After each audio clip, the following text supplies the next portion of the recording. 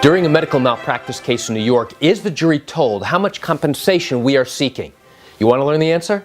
Come join me as I share with you this great information. Hi, I'm Gerry Oginski. I'm a New York medical malpractice and personal injury trial lawyer practicing law here in the state of New York. In jury selection, the jury is never told how much money, how much compensation we are seeking for your injuries. During the beginning of trial, during opening arguments, I am not going to be telling the jury how much compensation we are seeking. You want to know why? Because the jury doesn't have any facts upon which to base its conclusions about whether or not we are entitled to a certain amount of compensation.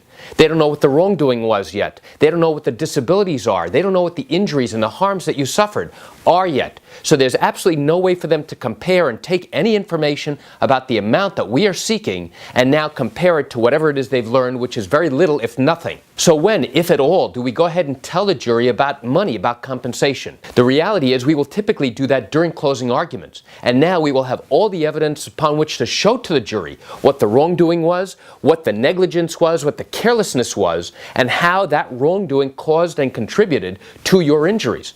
And importantly, then we can go through the different elements of damages, including your lost earnings, your lost future earnings, your pain, your suffering, any economic losses that you've suffered. And now we can physically show to the jury exactly what it was that you suffered as a direct result of the person you have sued, as a result of their carelessness. Only during the course of closing arguments can we then go ahead and discuss the compensation with them.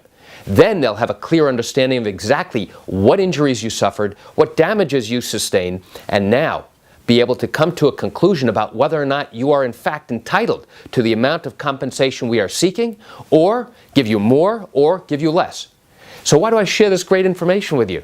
I share it with you to give you an insight and an understanding to what goes on in the litigation process during the course of a trial in a medical malpractice case here in New York.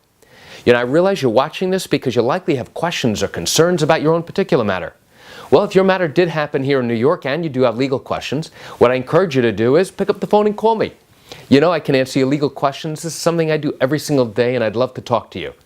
You can reach me at 516-487-8207 or by email at Gerry, Gerry, at oginski-law.com.